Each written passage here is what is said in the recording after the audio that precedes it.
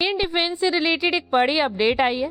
ये तो आप लोग जानते ही होंगे कि भारत अपने 5th जनरेशन के स्टेल्थ फाइटर जेट इंजन के लिए विदेशी पार्टनर्स को ढूंढ रहा है और यहाँ पर भारत ने 2 कंपनीज को कंसीडर किया है, लेकिन फाइनल डिस्कशन तो अभी किसी के साथ भी नहीं हुई, ना रोल्स रॉयस और ना ही साफरन के साथ। लेकिन यहाँ पर सबसे बड़ा ट्विस्ट आता है और वो ट्विस्ट है जापान की एंट्री।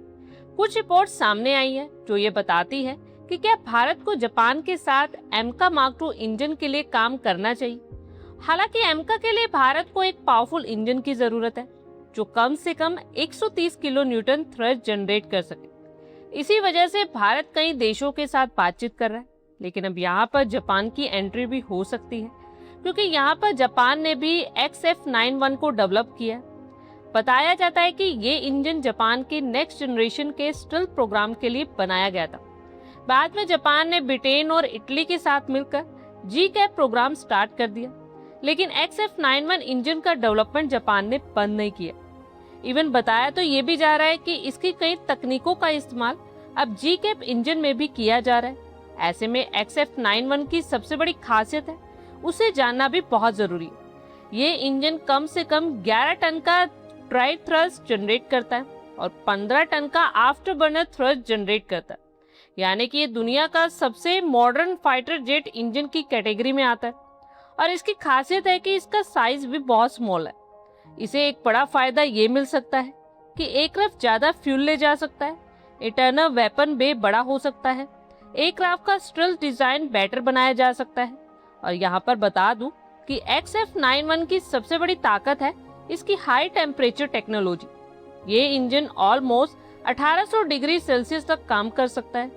इसके लिए जापान ने single crystal turbine plates, ceramic matrix composite, advance super alloys जैसी एडवांस टेक्निक का इस्तेमाल किया और इन सब की वजह से इंजन ज्यादा पावर देता है और ज्यादा एफिशिएंट बना रहता है, क्योंकि मॉडर्न फाइटर जेट्स को इंजन ही नहीं बल्कि एसा रडार और electronic warfare, sensor fusion, AI system और इवन लेजर वेपन की भी जरूरत होती है।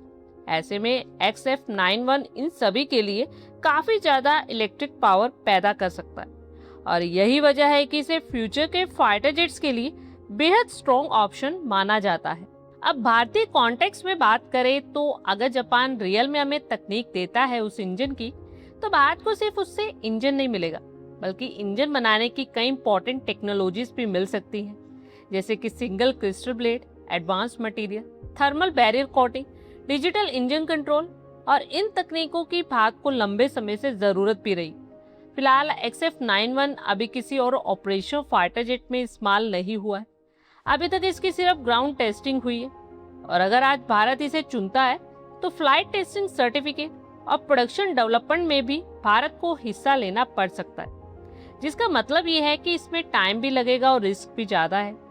यहाँ पर भारत की सबसे बड़ी शर्त भी यही होने वाली है कि जापान के साथ कि भारत को सिर्फ इंजन ही नहीं चाहिए बल्कि टेक्नोलॉजी ट्रांसफर और मैन्युफैक्चरिंग राइट्स भी मिलने चाहिए।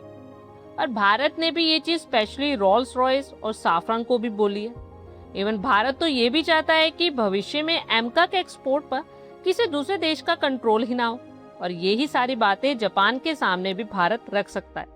अब यहाँ पर एक सबसे बड़ा ट्विस्ट है और वो ये कि एमका इंजन की दौड़ में 3 कंपनी सामने आ रही, फ्रांस की साफरन, ब्रिटेन की रोल्स रॉयस और जापान की कंपनी, जिससे कि भारत को ये बेनिफिट मिलेगा कि इन ज्यादा कंपनीज के आने से भारत नेगोशिएशन कर सकता है और भारत को एक अच्छी डील मिल सकती है। और जिस कंपनी की टेक्नोलॉजी ट्रांसफर सबसे बेस्ट होगी भारत उसे ही चुनेगा। और इससे पता चलता है कि XF91 इंजन एमका के लिए एक महत्वपूर्ण ऑप्शन बनकर उभरा है। फिलहाल अभी फाइनल डिसीजन हुआ नहीं है और बात साफ है कि भारत सिर्फ इंजन खरीदना नहीं चाहता बल्कि भारत भविष्य के लिए अपने खुद का एरो इंजन डेवलपमेंट करना चाहता है। अब ये तो आगे समय ही बताएगा कि जापान की तरफ से भारत को क्या ऑफर मिलता है, भारत के साथ क्या नेगोशिएशन हो सकती है।